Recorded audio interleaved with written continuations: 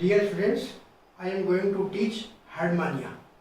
Herdmania animal जो है वो कोर्डेटा फाइलम जो है वो कोर्डेटा फाइलम का बहुत ही इंपॉर्टेंट एनिमल है। और कोर्डेटा फाइलम के 3 सब फाइलम है, यूरोकोर्डेटा, हेमिकोर्डेटा और सिफिलोकोर्डेटा।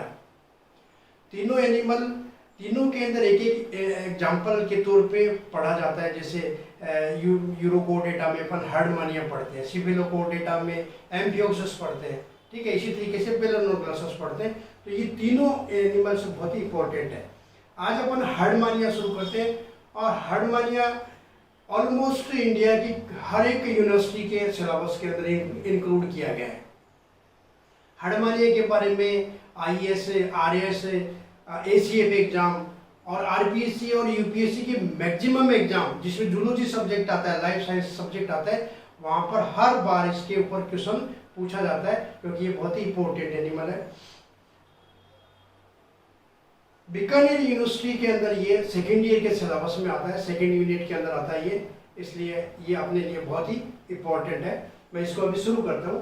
तो हर्डमानिया जो एनिमल है वो यहाँ पर एक डायग्राम बना रखा है अपन ने। इस डायग्राम में ये इसका एट्रियल साइफन दिखा रखा है, ये ब्रेंकियल साइफन दिखा रखा है और ये फुट दिखा रखा है और ये इसकी बॉडी, एक जनरल इंट्रोडक्शन।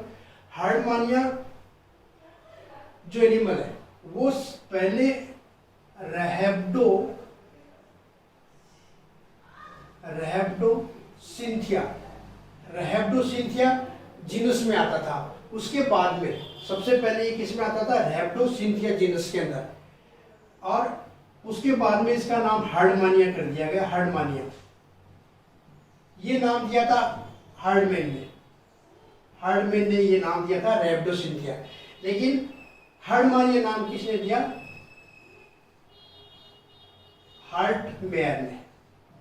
हार्टमेयर ने इसका नाम चेंज करके क्या कर दिया? हर्डमानिया। तो पहले इसको रैप्डोसिंथिया बोला जाता था, आजकल इसका नाम क्या है? हर्डमानिया। और ये नाम किसने दिया? हार्टमेयर ने, क्योंकि इसकी खोज किसने की थी? हार्डमैन ने इसकी खोज करी थी, इसलिए इसका नाम क्या दे दिया? हर्डमानिया। ये एनिमल फाइलम यूरोकोर्डेटा में आता है, फाइलम यूरोकोर्डेटा। और यूरोकोर्डेटा को ट्यूनिकेटा भी बोलते हैं, इसको। इस फाइलम के अंदर ये जंतु आता है। इस जंतु की विशेषता क्या है? ये एक्सक्लूसिवली ये मेराइन है, एक्सक्लूसिवली मेराइन, समुद्र में मिलता है, सेसाइल है, ये एक स्थान के ऊपर है, वो फिक्स रहता है। और ये समुद्र के अंदर है, वो लगभग 5 किलोमीटर की गहराई तक पाया जाता है। इस एनिमल की अपन इसका नाम के बारे में अपन, इसके नाम, कई नाम दिए गए, इसे एनिमल के कई नाम दिए गए। देखिए, डेरिवेटिव्स ऑफ नेम, इसके कई नाम है। देखिए, हर्डमानिया अपन ने इसका नाम बोला एक तो, ठीक है। और इनको ट्यूनिकेट्स भी बोलते हैं। वैसे ट्यूनिकेट्स केवल हर्डमानिया का नाम नहीं है, यूरोकोर्डेटा सब फाइलम में आने वाले सभी जंतु को ट्यूनिकेट्स बोलते हैं। ट्यूनिकेट्स इसलिए बोलते हैं क्योंकि इनके अंदर जो बाहर एक आवरण पाया जाता है, और आवरण जो आउटर कवरिंग होती है उसको ट्यूनिसिन बोलते हैं, ट्यूनिक बोलते हैं उसको। आउटर कवरिंग का नाम ही क्या है? ट्यूनिक। इसलिए इसको, इनको क्या बोलते हैं? ट्यूनिकेट्स भी बोलते हैं, ट्यूनिकेट्स। इसका दूसरा नाम है एसिडियन, इनको एसिडियन भी बोलते हैं। वैसे एसिडियन यूरोकोर्डेटा के सभी जंतुओं को एसिडियन बोलते हैं। और एसिडियन क्यों बोलते हैं? क्योंकि एक ग्रीक वर्ड है एस्केडियन। इसका मतलब ये होता है, पुराने समय में जब वो वाइन को इकट्ठा करने के लिए बैग बनाए जाते थे, बकरी के चमड़े के जो बैग बनते थे उनको एस्केडियन बोलते थे। बकरी का जो चमड़ा होता है उसके बैग बनाए जाते थे छोटे छोटे, और उनके अंदर वाइन रखते थे। उन बैग को क्या बोलते थे? एस्केडियन। और इस हर्डमानिया की संरचना है वो उस बैग के समान होती है, इसलिए इनको अपन एस्केडियन भी बोलते हैं। इसका कॉमन नाम है सी स्क्वाड, समुद्री फवारा। समुद्री फवारा भी बोलते हैं इसको। समुद्री फवारा क्यों बोलते हैं कि इसके ऊपर ये दो साइफन होते हैं, एक तरफ माउथ खुलता है, एक तरफ क्लोएकल रीजन होता है। इससे पानी प्रवेश करता है, इससे बाहर निकलता है। तो इसको कभी डिस्टर्ब किया जाता है, पानी कंटिन्यूअस आता है वापस चला जाता है। बट कई बार इसको अगर जब डिस्टर्ब किया जाता है तो ये क्या करता है, अपनी बॉडी को प्रेस करता है, कंप्रेस करता है। कंप्रेस करने से क्या होगा, यहाँ से पानी फवारे के रूप से निकलता है। तो कई बार समुद्र के अंदर इसकी लोकेशन भी देखनी हो कि सरफेस पर ये है या नहीं है, या आधार पे चिपका होता है, वैसे किनारे की साइड में छिछले पानी में अगर कोई जेट सी निकलती है, अगर पानी की अगर जेट सी निकलती है तो इसका मतलब ये मान के चलो कि वहां पर हडमानिया है या कोई और दूसरा एसिडियन है। इसलिए ये फवारे के रूप में पानी निकालता है, तो इसलिए इसको सी स्क्वाड भी बोलते हैं, समुद्री फवारा भी बोलते हैं। एक नाम है इसका सी टुलिप। सी टुलिप, सी टुलिप इसलिए बोलते हैं कि जो टुलिप जो एक प्लांट है और उसका जो फ्लावर होता है वो बड़ा कलरफुल होता है, रेडिश कलरफुल होता है, तो उसकी संरचना उसके जैसे भी मिलती है, इसलिए इसको सी टुलिप्स भी बोलते हैं। नेक्स्ट लेते हैं इसकी सिस्टेमिक पोजीशन।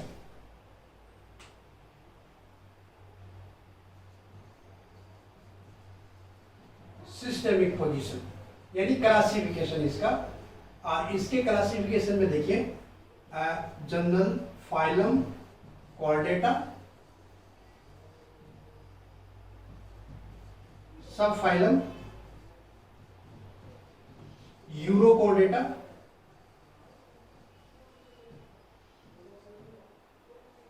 क्लास एसिडेसिया, ऑर्डर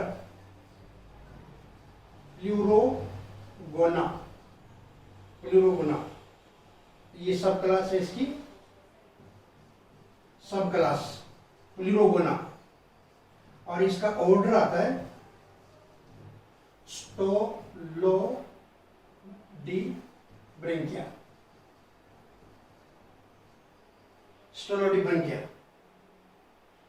और जीनस हार्डमानिया।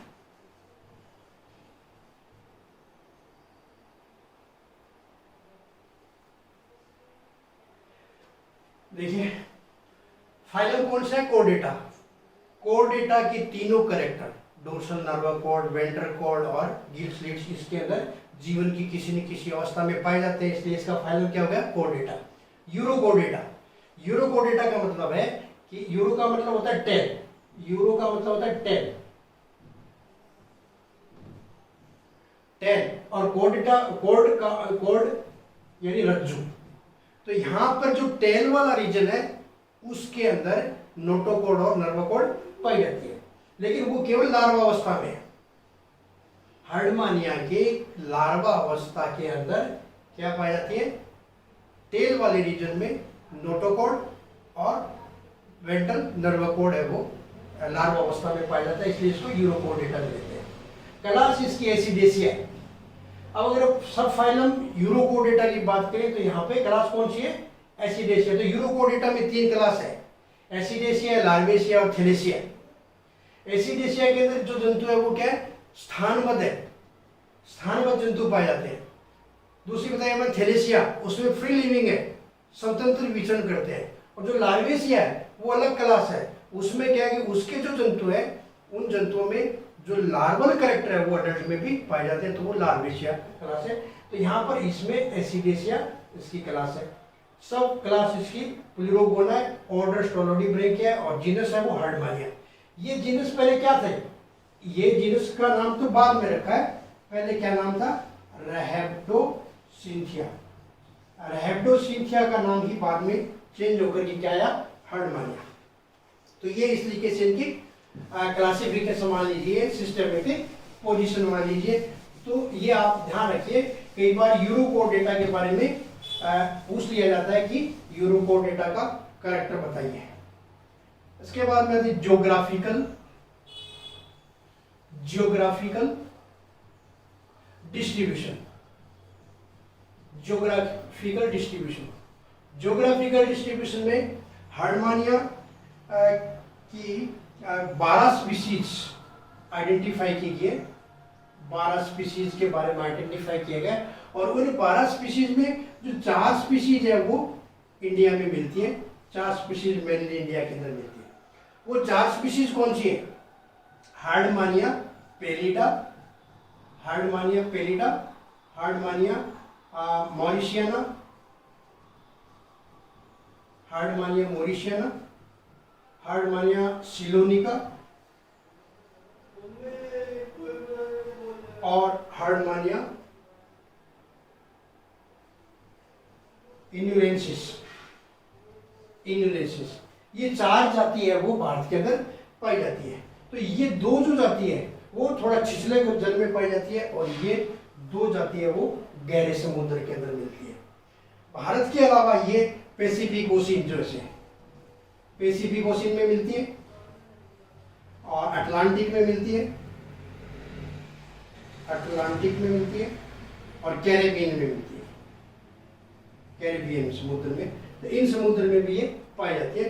तो टोटल 12 स्पीशीज में से 4 स्पीशीज है वो अपने भारत में मिलती है, और इन 4 स्पीशीज का आप है वो नाम याद रखेंगे, क्योंकि कई बार क्या करते हैं क्वेश्चंस के अंदर ये पूछ लिया जाता है कि किसी की भी हार्डमानिया की किन्हीं 2 जातियों का नाम बताइए, किन्हीं 2 जातियों का वर्णन बताइए।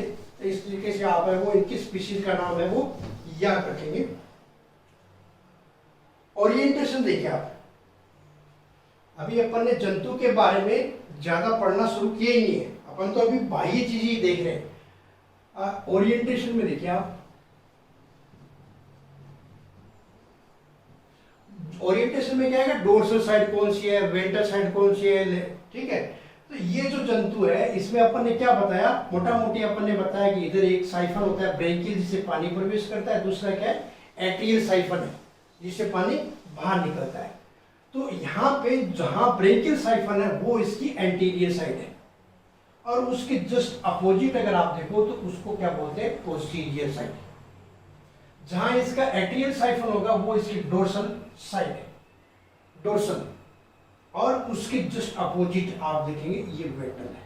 तो ये इसका ओरिएंटेशन है, ब्रेंकियल साइफन की तरफ एंटीरियर साइड, उसके just opposite posterior, atrial siphon की तरफ डोर्सल, और उसके अपोजिट जस्ट है वेंट्रल। ये ओरिएंटेशन किस आधार पे दिया गया है, जब इसका डेवलपमेंट होता है तो कौन सी संरचना कैसे बनती है और उनका घूर्णन रोटेशन उस समय कैसे होता है, उस हिसाब से इसकी है वो डायरेक्शन है वो फिक्स की गई है, ये एंटीरियर, पोस्टीरियर, डोर्सल और वेंट्रल।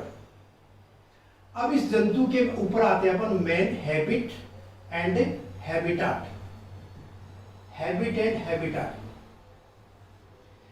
हैबिट और हैबिटाट में जब भी अपन पढ़ते हैं तो उन सारी चीजों का जिक्र करते हैं जिससे एक अननोन स्टूडेंट जो जिसने कभी भी हार्डमानिया नहीं पढ़ा है उसके दिमाग में उसकी ओवरऑल पिक्चर बन जाती है। हैबिट क्या है उसकी, हैबिटाट क्या है, वो अपन जब भी पढ़ते हैं तो उसमें अपन इन चीजों का जिक्र करते हैं जिससे सारा का सारा बच्चे को या स्टूडेंट को या पढ़ने वाले को ये पता चल जाता है कि ये हाँ कैसा एनिमल है, कहाँ रहता है, क्या खाता है, कैसा ये अपना जीवन व्यतीत करता है। तो यहाँ देखिए अपन एक एक चीज को लेते हैं। पहली बात तो ये है कि ये एक्सक्लूसिवली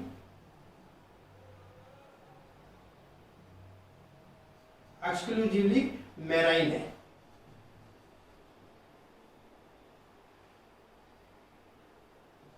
दूसरा ये सेडेंट्री है, सेडेंट्री समुद्र में मिलता है, स्थानबद्ध है, एक जगह पर फिक्स रहता है, ये स्थानबद्ध है।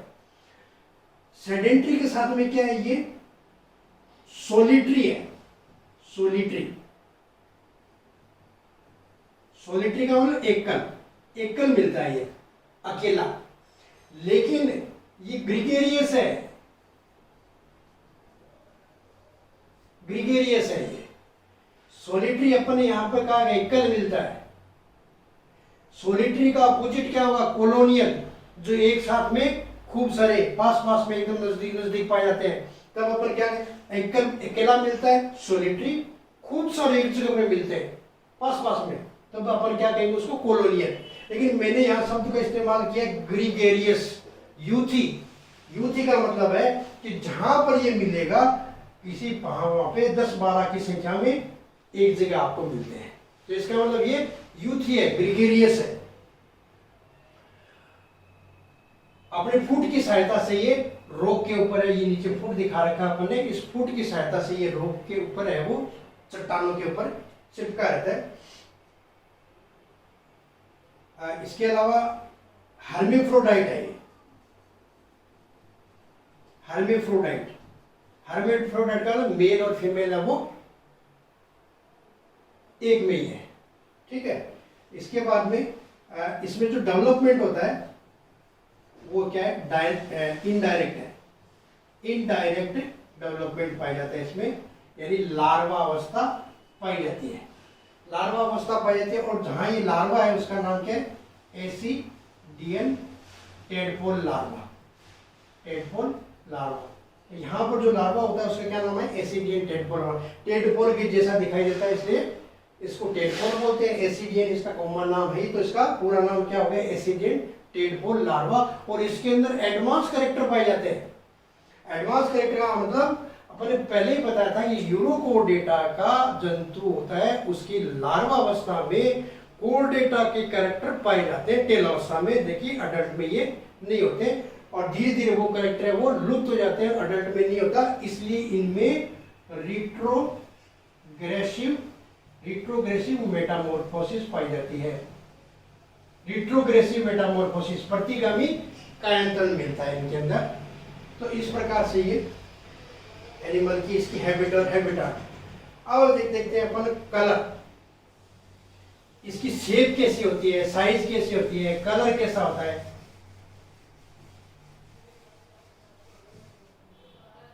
Shape, size, colour.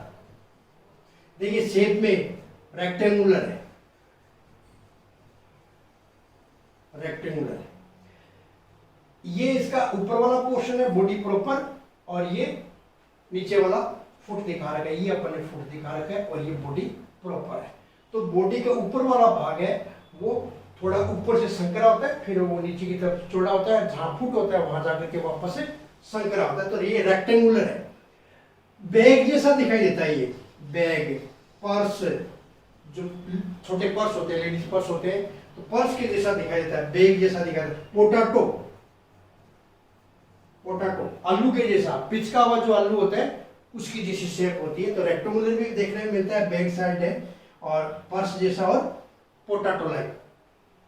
Size very करती है साइज, मोस्टली इसको 9x7x4 ये इसके लगभग साइज होती है, लंबाई, चौड़ाई और इसकी ऊंचाई।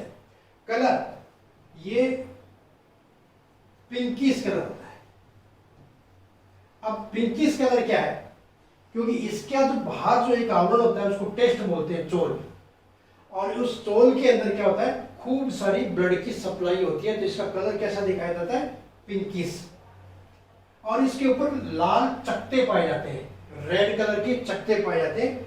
तो पेचेज होते हैं इसके ऊपर, खूब सारे पेचेज मिलेंगे, और वो पेचेज है वो रेड कलर के होते हैं। और वो क्यों होते हैं, क्योंकि ब्लड की खूब सारी यहाँ पर एम्पुला पाई जाती है, एम्पुला, इसलिए वो आपको इस तरह का दिखाई देता है। अब लेते हैं अपन बॉडी की स्ट्रक्चर, मेन जो इसकी संरचना का पार्ट है उसको लेते हैं बॉडी स्ट्रक्चर। बॉडी स्ट्रक्चर में क्या है, इसकी बॉडी को दो पार्ट में बांटा गया, एक तो बॉडी प्रॉपर, बॉडी प्रॉपर, और एक है फुट। जैसे अपन कई बार एनिमल्स को क्लासिफाई करते हैं, बॉडी को, बॉडी का डिवीजन करते हैं। तो बॉडी का डिवीजन कैसे करते हैं, कह दिया हेड है, नेक है, थोरेक्स है, एब्डोमेन है। यहाँ पे बॉडी को दो भागों में बांटा गया, बॉडी प्रॉपर और फुट। तो अपन अब इसकी बॉडी के स्ट्रक्चर के बारे में थोड़ा सा डिटेल से जानना चाहिए।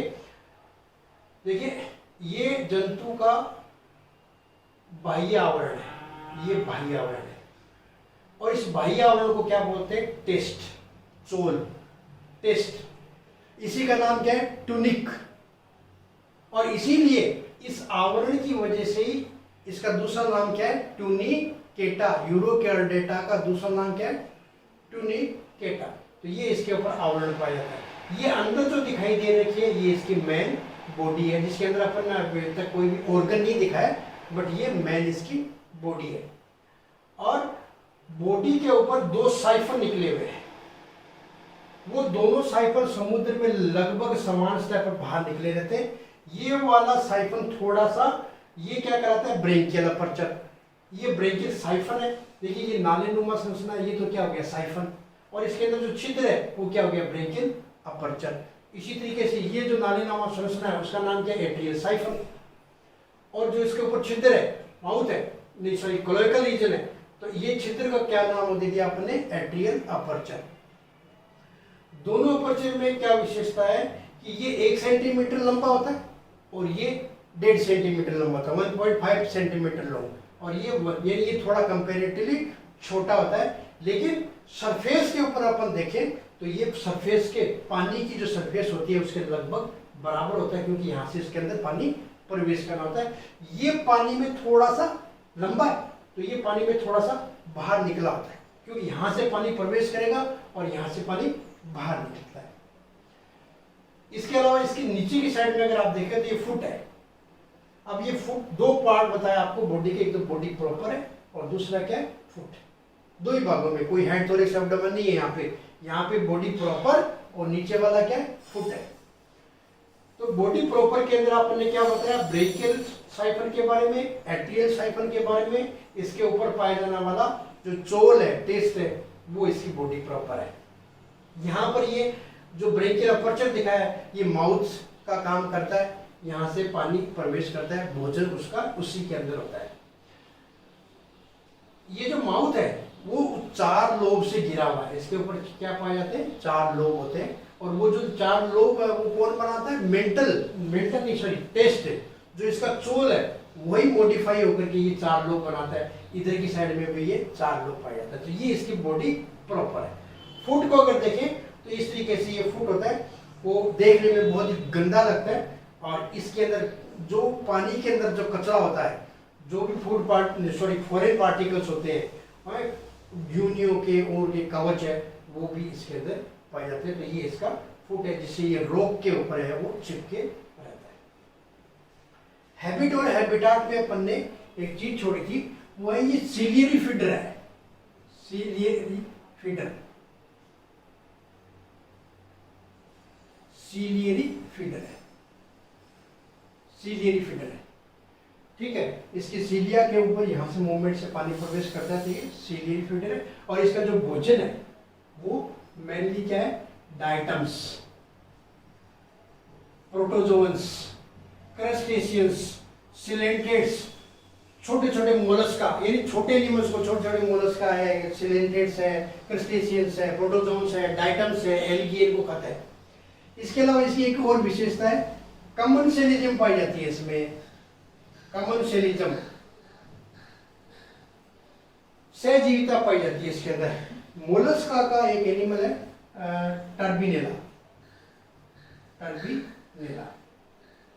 टर्बिनेला के साथ में ये कॉमन सेलिज्म शो करता है, सहजीविता शो करता है, दोनों आपस में जुड़े रहते हैं, क्योंकि ये क्या है, स्थानबद्ध है, एक जगह पे रहता है। लेकिन कॉमन सेलिज्म की वजह से टर्बिनल अपने मूवमेंट के द्वारा इसको एक स्थान से दूसरे स्थान पर लेके जाता है, तो उसको तो ये फायदा हो जाता है। और दूसरा इसको क्या फायदा होता है, इसको हार्डमानिया को, क्योंकि हार्डमानिया का जो चोल है, जो इसका टेस्ट है, उसके अंदर स्पीक्यूल्स होते हैं और वो अनप्लेटेबल होते हैं, स्वाद नहीं होता उनका, विषैले होते हैं वो। तो अगर दूसरा एनिमल उनको खाने की कोशिश करता है तो वो उसको खाता नहीं है। तो इनकी ये कॉमन सेलिज्म का इसमें फायदा होता है और ये इसमें सहजीविता पाई जाती है। ये तो टर्बिनेला के साथ में दिखाई है अपन ने। इसके अलावा भी इसका जो चोल है, इसका जो टेस्ट है, उसके ऊपर छोटे छोटे मोलस्कस है, प्रोटोजोन्स है, छोटे छोटे सिलेंटेड्स है, क्रस्टेशियंस है, वो भी इसके ऊपर चिपके रहते हैं, तो उनको भी इससे खूब सारा फायदा होता है। तो इस प्रकार से ये आज अपन ने हार्डमानिया की का एक तरीके से इंट्रोडक्शन पढ़ा है, जिसमें अपन ने केवल इसकी बॉडी के स्ट्रक्चर के बारे में बताया और कहाँ रहता है ये, हैबिटेट हैबिटाट बताइए इसके बारे में, इसका क्लासिफिकेशन बताया। तो ये अपने इसका आज अपने इंट्रोडक्शन शुरू किया है। अब इसका प्रत्येक टॉपिक का मैं आगे वीडियो बनाऊंगा, इसलिए अगर आपको किसी भी प्रकार की इसमें कोई भी समस्या हो, कोई भी आपकी क्वेरी है आप कमेंट्स में डालिए। अब जो जो क्वेरी इसकी कमेंट्स में डालेंगे वो क्वेरी मैं आगे वाली वीडियो के अंदर क्लियर करूंगा, इसलिए आप इसको पूरा सुनेंगे। सुनने के बाद में अगर आपको कोई भी अगर आपको लगता है कि ये चीज़ यहाँ पे हमें समझ में नहीं है, ये आप कमेंट्स में डालिए, आपकी सारी क्वेरी नेक्स्ट वीडियो के अंदर है वो पूरी की जाएगी। और वीडियो को शेयर करना न भूलें, ज़्यादा से ज़्यादा अपने साथियों को, स्टूडेंट्स को और शेयर कीजिए। Thank you.